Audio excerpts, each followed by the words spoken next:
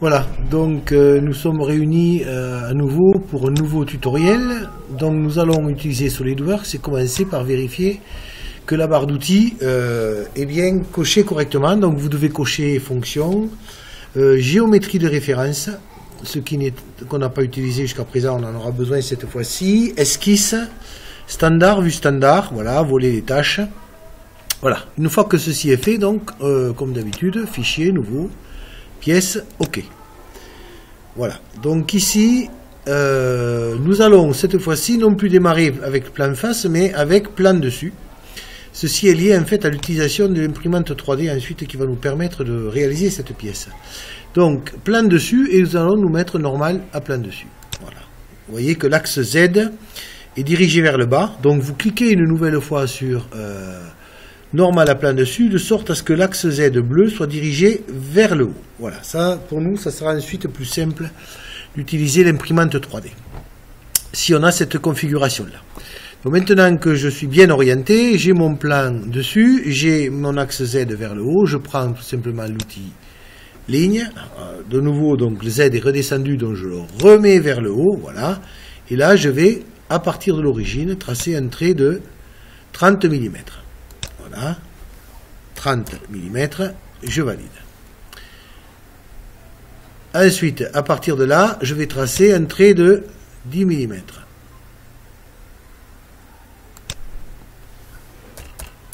Voilà. Et je valide. Une fois donc que j'ai tracé mon trait de 30 et de 10, je vais cette fois-ci chercher, je valide ici, voilà, chercher une ligne de construction. Ici, vous voyez, vous avez des pointillés, ça s'appelle ligne de construction.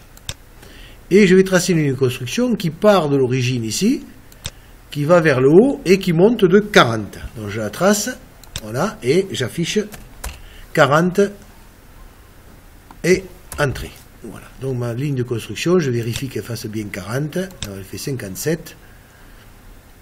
Donc ici, propriété de la ligne, je veux qu'elle fasse 40.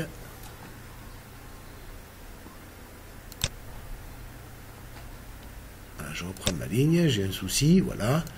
Ici, 40 de haut, voilà.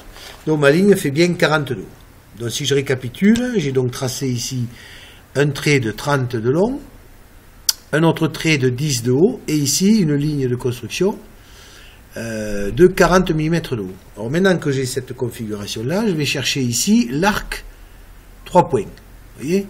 Voilà, arc 3 points, et je vais ici tracer, comme j'ai envie, en fait, une ogive. Bon là, vous choisissez, c'est à vous de voir. Ça, c'est le maximum, hein, il ne faut pas faire ça. Il ne faut pas dépasser cette limite-là, voilà.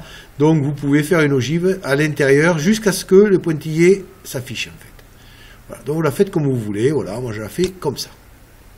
Et on valide.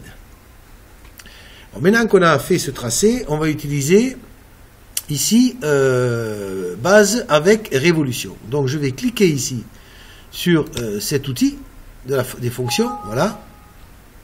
Oui, là, oui. Voilà. Et je veux, voilà, ici, donc, vous voyez que mon cylindre, mon ogive s'est tracé, mon déflecteur s'est tracé correctement, donc je n'ai qu'à valider sur le petit onglet vert. Voilà. Donc ici, je viens de réaliser la première partie de mon travail. Alors, vous voyez, ce qui est important, c'est de bien vérifier que l'ogive soit dans le sens de la hauteur, dans le sens du Z bleu. Vous voyez, Z bleu est vers le haut, l'ogive est dirigée vers le haut, donc tout va bien. Alors maintenant, cette ogive, je vais la creuser. Donc on va utiliser une fonction qu'on avait déjà vue, qui est la fonction coque. Voilà. Je vais sélectionner la surface du bas et je vais dire que je veux une coque de 2 mm d'épaisseur. Et je valide. Voilà. Donc là, mon ogive est pratiquement terminée. Alors, le problème, c'est que cette ogive va coiffer l'alternateur et il va falloir faire ici des petites encoches dans lesquels vont venir se figer les axes des pales. Donc pour cela, j'ai besoin d'utiliser un nouvel outil ici qui est, vous voyez, quand on a fait tout à l'heure affichage, barre d'outils, géométrie de référence, on a ici ces géométries, ces traits-là qui se sont affichés. Donc je prends ici l'axe et je vais tracer un axe qui part ici, donc du centre de l'origine, qui se termine jusqu'au point rouge du haut. Voilà, qui est le sommet. Voilà, quand j'ai le point rouge ici, s'il veut bien venir. Voilà. Là, je viens de tracer mon axe, donc.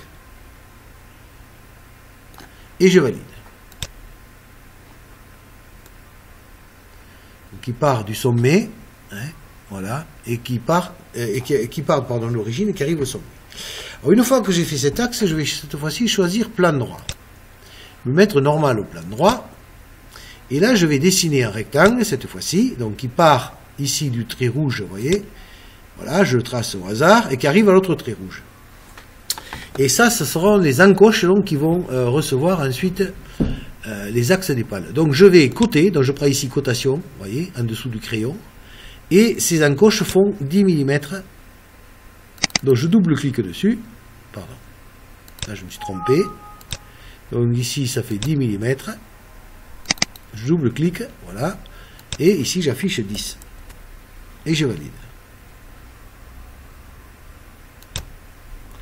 Voilà. Et ensuite, donc, cette encoche, elle est centrée par rapport à cet axe de symétrie. Donc, je veux que de l'encoche à l'origine ici, il y ait, puisqu'elle est centrée, donc 10 divisé par 2, il faut qu'il y ait 5.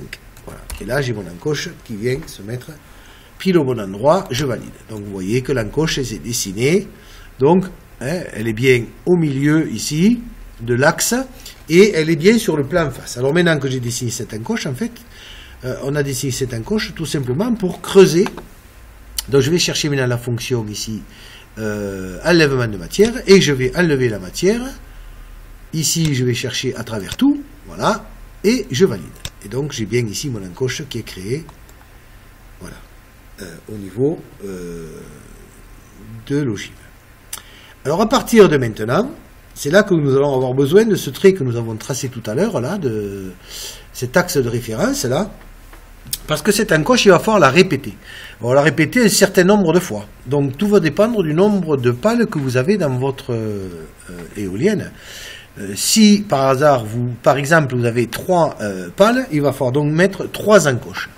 Alors pour faire cette répétition, c'est facile. Vous voyez qu'ici, dans l'arbre, ici, là, des fonctions, vous avez la répétition circulaire. Donc vous cliquez sur répétition circulaire. Donc d'abord, on vérifie que l'enlèvement de matière soit en bleu ici, c'est-à-dire on l'a. Vous voyez, c'est sélectionné, c'est en bleu. Ici, on voit que sur le dessin, on l'a bien sélectionné, ça a pris la couleur verte. Et je vais dire que je veux répéter cette encoche 3 fois. Donc, je clique sur répétition circulaire. Donc, ici, je vais choisir dans cette case rose, ici, là, l'axe autour duquel va se faire cette répétition. Donc, je choisis cet axe. Voilà. Vous voyez, axe 1. Ici, comme je fais 3 encoches, donc, et qu'un cercle décrit un angle de 360 degrés, chaque angle va faire 120 degrés. Donc, je marque ici 120 degrés, et là, je lui dis donc que je veux répéter ça 3 fois. Donc, cette encoche sera répétée 3 fois avec un angle de 120 degrés. Et je valide. Et voilà, mes encoches sont terminées. Voilà. Si j'ai 4 encoches, et bien ici, il suffit que, une fois que vous aurez fait, vous revenez ici, vous éditez la fonction et vous modifiez ici, tout simplement, l'angle. Forcément, si vous faites 4 pales, l'angle sera de 90 degrés. Et ici, au lieu de mettre 3, vous mettrez 4. Si vous mettez 5 pales, ici, l'angle sera de 72 degrés. Et ici, vous mettrez 5, etc., etc. C'est à vous de faire ce petit calcul. Voilà, c'est terminé pour la démonstration.